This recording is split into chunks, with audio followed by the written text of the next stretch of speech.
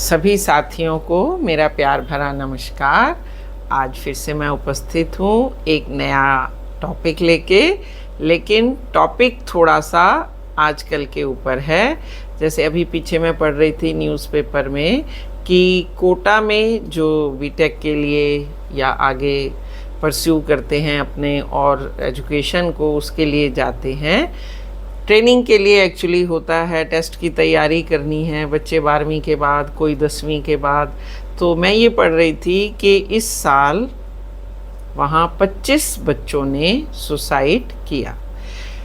25 बच्चे बहुत ज़्यादा संख्या है, और ऐसा नहीं है कि ये पिछले सालों के मुकाबले कुछ कम हो। हर साल ये संख्या बढ़ती ही जा रही है। बहुत ही एक दुख की बात है कि जिन बच्चों को इतनी आशा के साथ पेरेंट्स भेजते हैं, वहाँ जाके उनके साथ ऐसा क्या हो जाता है कि उन्हें अपनी ज़िंदगी ही ख़त्म करनी पड़ती है। सबसे मेन जो है वो है तनाव, जिसको हम स्ट्रेस कहते हैं। बच्चे स्ट्रेस में हैं, बच्चे स्ट्रेस में हैं, बच्चे स्ट्रेस में हैं, और फिर उन्होंने अपने आप को ख़त्म कर लिया। 3 बार मैंने इसलिए बोला कि इतना क्या स्ट्रेस हो जाता है कि बच्चों को अपनी ज़िंदगी ख़त्म करनी पड़ती है। स्ट्रेस इसलिए है कि माँ बाप ने उनसे आशाएं ज़्यादा रखी हैं, या स्ट्रेस इसलिए है कि जहाँ पढ़ने जा रहे हैं वो इतना काम करा रहे हैं कि उनसे वो काम नहीं हो पा रहा है। और या मैं ये कह सकती हूँ कि समाज में रह के वो समाज के हिसाब से, आजकल सब पढ़ते हैं न्यूज़पेपर, ना भी पढ़ें, आजकल तो मोबाइल पे, गूगल पे, फेसबुक पे, यूट्यूब पे सब उनको जो चीज़ें हम भी नहीं ढूंढ सकते वो सब पहुँच है उनकी। और जब वो ये न्यूज़ पढ़ते हैं, इसको इतने का पैकेज मिला, इतना मिला, हो सकता है ये चीज़ें भी उनमें तनाव लाती हों। तो मेन जो स्ट्रेस है वो है क्या, सबसे पहले तो। और मैं चाहती हूँ कि जहाँ जहाँ ये बच्चे इस तरह की घटनाएं होती हैं, वहाँ पर भी कुछ काउंसलिंग तो होनी चाहिए बच्चों की, ताकि अगर वो कुछ और ना कर सकें तो जी तो पाएँ।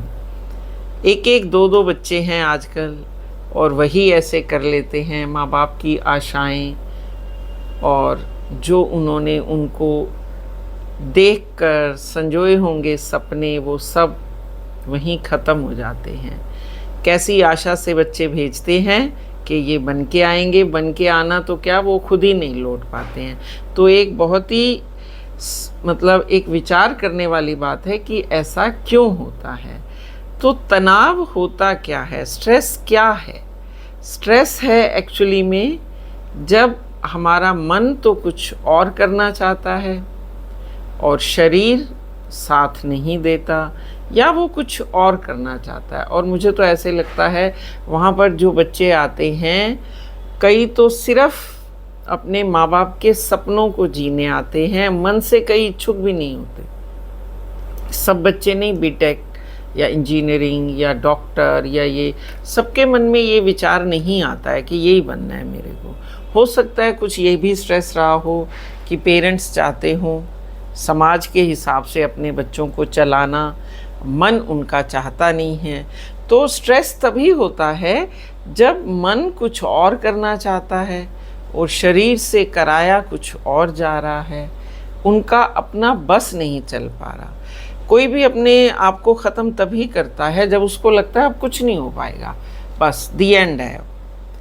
और बच्चे की सोच इतनी विकसित नहीं है कि वो अपने पेरेंट्स से बात कर सके। हो सकता है उसको लगता हो कुछ नहीं होने वाला है ना। तो ये जो तनाव है उसके कारण इतनी ज़िंदगियां ख़त्म हो रही हैं, मिल कुछ नहीं रहा है। जिसके लिए गए थे वो भी नहीं मिला, और जो गया था वो भी ख़त्म हो गया। तो इसीलिए मैंने आज ये टॉपिक लिया। बहुत ही एक करंट समस्या है जिससे हमारी जनरेशन जूझ रही है। और कभी भी ये मत सोचो, जितने भी बच्चे हैं जो अपना आगे भविष्य बनाना चाहते हैं, कभी भी ये मत सोचो कि अगर ये नहीं होगा तो कुछ नहीं होगा। ऐसा नहीं होता है। अगर ये नहीं होगा तो कुछ और होगा। किसी और चीज़ के लिए हमें भगवान ने बनाया है, या कोई और काम है जो हमारे लायक है, हम पहुंच जाएंगे उस तक। थोड़ा टाइम लग रहा है, कोई बात नहीं। तो शरीर और मन में जब दूरी हो जाती है तो वो बनते हैं तनाव। और तनाव का जो मेन कारण होता है, अभी मेरी बातों से पता ही चल गया होगा, वो है ज़्यादा महत्वाकांक्षी होना।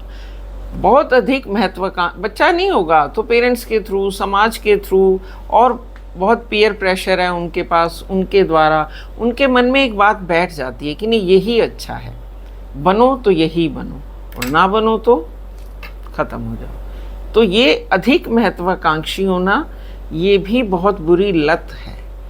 बच्चे इसी लत में, तनाव में आ जाते हैं।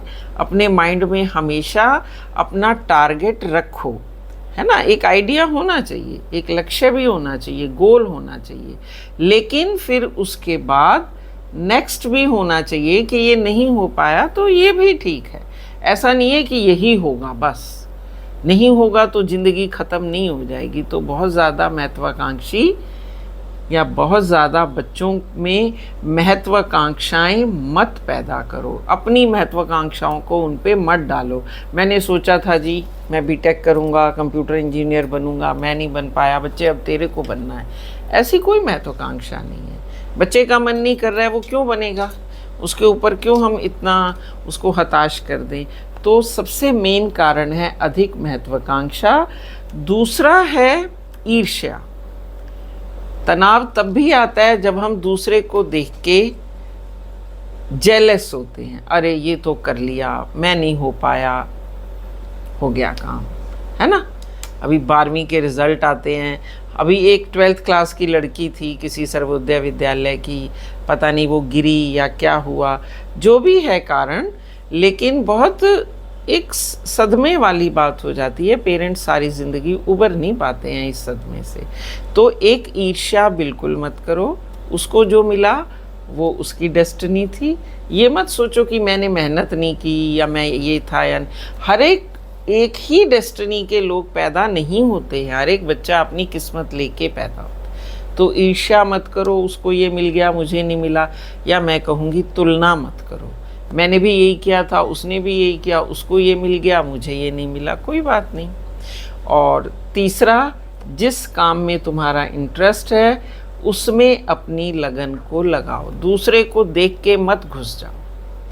और ख़ास तौर पे पेरेंट्स भी ये ध्यान दें कि अगर दूसरा बच्चा इसमें ज़्यादा कमा रहा है, अपने बच्चे का इंटरेस्ट नहीं है, उसको मत घसीटो उसमें। ज़िंदा रहना और ज़िंदगी को जीना ज़्यादा ज़रूरी है। अपेक्षाएं उस पर मत ला दो। तो इतना स्ट्रेस में मत लाओ बच्चे को, इतना उसको तुलना मत करो एक दूसरे के साथ कि उसे लगे कि मैं नहीं कर पाऊँगा और वो खुद को ख़त्म कर ले। बच्चों की ज़िंदगी ज़्यादा ज़रूरी है। फिर सबसे बड़ी बात होती है शारीरिक कष्ट, जो बच्चे अपने आप को देते हैं। तनाव में रहते हैं, ज़्यादा सोचते रहते हैं, ऐसे कुएं में घुस जाते हैं जहाँ से निकलना बहुत मुश्किल हो जाता है। तो अपने आप को शारीरिक और मानसिक कष्ट मत दो। थोड़ा सा व्यायाम, थोड़ा सा योग, थोड़ा सा अपनी लाइफस्टाइल चेंज करो। कभी आपको लगता है कि मैं इस तरह से कहीं गमगीन ज़्यादा हो रहा हूँ, डिप्रेशन में जा रहा हूँ, अपने फ्रेंड सर्कल से बात करो। ये तो सबके लिए है, कोई भी जा सकता है डिप्रेशन में, बच्चे क्या बड़े भी चले जाते हैं।